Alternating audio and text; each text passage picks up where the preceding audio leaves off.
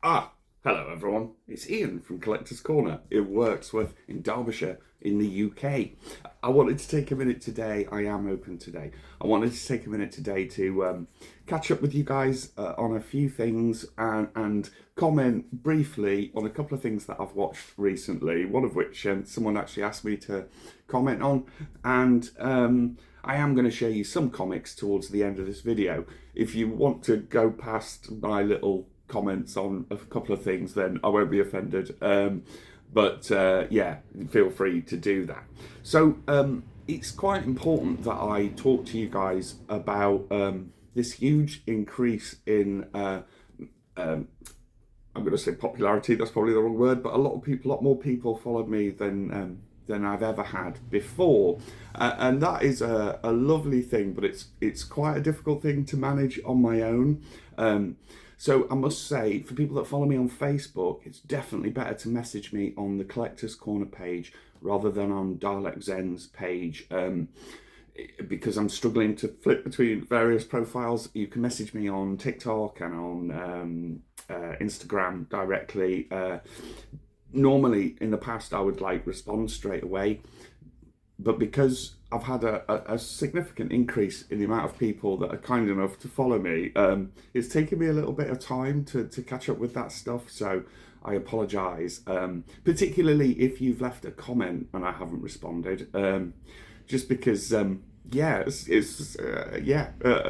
but I'm struggling to do it. I must say, I've had some really kind and quite moving messages from some people in the UK and outside of the UK. I've had supportive messages from the Philippines, from all over the US, Central, South America, Asia, Australasia, and all over the world, which, as a one-man shop in a little town in Derbyshire, wow, that is amazing. Thank you so much. I can't tell you how much that means.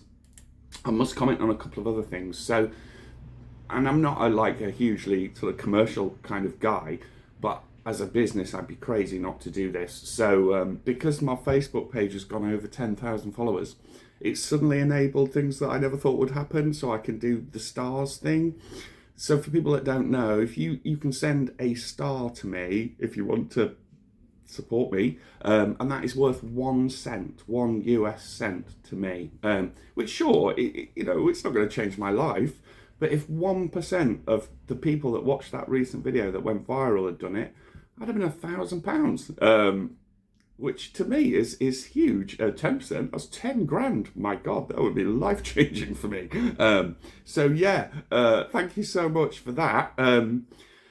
It's also enabled me, and I haven't set this up yet, it's enabled subscribers on Facebook. Now, that's something I really do need to look into, because quite a lot of people have commented in a positive way that that might be a good idea. I'm going to have to look into that. Anyway, I'm going to comment on 3 things that I've watched recently. One, very briefly. The first thing I'll comment on is, have you seen the Doomsday trailer? Oh my Lord, wow.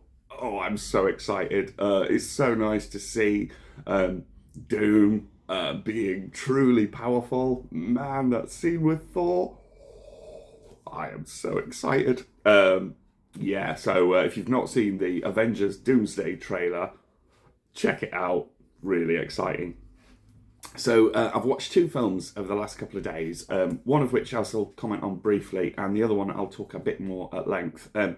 So I watched Evil Dead Burn. So for horror fans, because I know that I do have a few fans of horror that follow me, Evil Dead Burn, which was written and directed by Sebastian Vanacek and produced by Sam Raimi and others. Crikey, that, in my opinion, whoa, is hardcore. I mean, it's really hardcore. I was like, within 2 minutes, I was like, wow, I can see where we're going with this. I really enjoyed it. It's so horrible at moments that it really did make me laugh.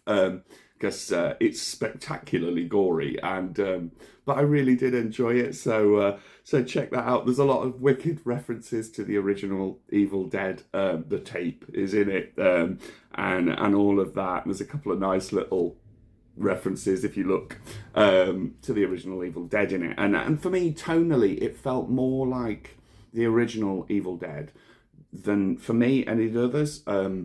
Yeah, I mean it's hardcore, so you know you've been warned. But yeah, I loved it. Obviously, it's took me a bit of time to get round to watching it, but I have recently watched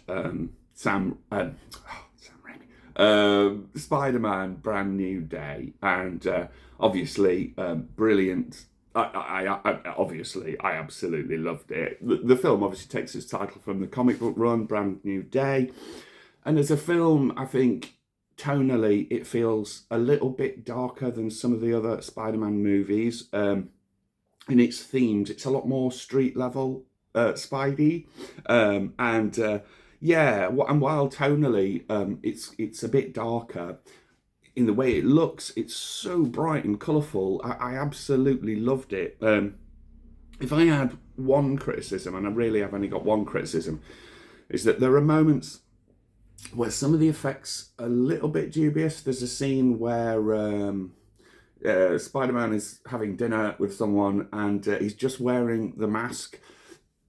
It looks a bit shaky to me, but really, apart from that, I absolutely loved it. There's a lot of comic book cover homages in it, where I'm like, I don't know whether anyone else is getting the references, but I'm like, oh look, that's the comic from cover of so and so, Amazing Spider-Man 289 or whatever. I'm like, wow, that's so cool. Performances in it are really good. The effects generally are really, really good. Yeah, I loved it. I'm not going to spoil it for anybody because I was thankfully not spoiled before I saw it, and I very much recommend avoiding the internet before you see it. Yeah, the only vaguely spoilerific thing I'll say, and I'm sure you know that a couple of characters appear in it, but I was like, yeah, it's really good. Yeah, it's really good. Yeah, it's really good. Oh my God, Hulk! Whoa! Oh man, that scene with Hulk, Jesus, that is so cool. Proper hero versus hero battle. I absolutely loved it. There's one shot where Hulk is stood opposite Spider-Man. It's a nice kind of straight on kind of shot of the two of them facing each other. Oh, it looks so good. Man, I absolutely loved that. So yeah, super cool. Sorry about that. Yeah, so interestingly, I've just read this morning that it's earned over $2 billion and is the highest grossing film of 2026. It's the highest grossing Spider-Man movie, and it's the 8th highest grossing film of all time. Wow, that is amazing. So huge congratulations to everyone involved in that film, because it is absolutely brilliant and I loved it. So go and check out Spider-Man Brand New Day if you get a chance. Anyway, right, 8 minutes 30 seconds into this, I'm going to show you some DC comics, ironically, and that's because these comics raise a little question that might not be, hugely well known to everybody. But the question is, what was the first superhero comic? Well, obviously, it was Action Comics featuring Superman, and Action Comics #1 was published in 1938.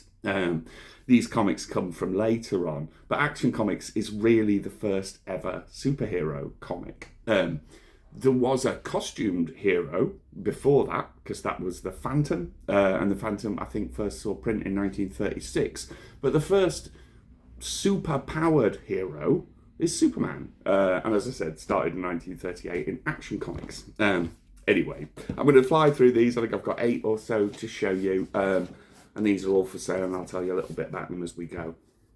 So the first one I'm going to show you is your classic, fairly low grade but affordable old comic. This is Action Comics 326. As I said, it's not in great shape, so it's kind of good. It's all there, but it's a bit tired. I have pressed it and cleaned it, But that's from 1965. The Kurt Swan, classic Kurt Swan cover, £8 if you would like a 1965 low-grade copy of Action Comics. The next one is Action Comics 340, and if this was complete, this is worth quite a lot of money. However, sadly, it's not complete, and that's because originally this had a double-page pin-up of Superman in it. It's been taken out, sadly, because this is quite a valuable comic, if that was in it. Anyway, it's the first appearance of Parasite, villain Parasite. It's a cover by Kurt Swan, George Klein and Ira Schnapp from 1966. No pin-up inside, very good minus. I put 20 quid on that. This is a good one. Kurt Swan, George Klein and Ira Schnapp cover again, 1967. Love a scallywag on the cover. 1967 Action Comics 350. Very good. 15 quid. Next one, Action Comics 356. 356? Have I done this in the wrong order? Yeah, 350, 356. From 1967 again. This one, I do believe it's the first Neil Adams work on Action Comics. Very good plus. £10. Action Comics 357, so the next issue. Appearance of President Johnson in this one, and that's a Kurt Swan cover, 1967. Very good plus. And that is £12. Three good ones here to end. This is 365, Action Comics 365. It's a Ross Andrew cover, this one, 1968. Very good plus. £12. And the last two are by Neil Adams. And funnily enough, I had this one the other day, but it went. This is 1968 Action Comics 366. And that is a lovely one. Very good fine. £12. And this is probably the nicest condition here. Again, Neil Adams. Nice one. That's fine plus Action Comics 367 from 1968. Nice Supergirl appearance. Neil Adams, 15 quid. Right, I've rambled on for 12 and a half minutes now, so I'm going to leave it there and just say thank you again for everybody's kindness, and yeah, I really, really, really appreciate it. You guys have a nice day, okay? See you later. Bye.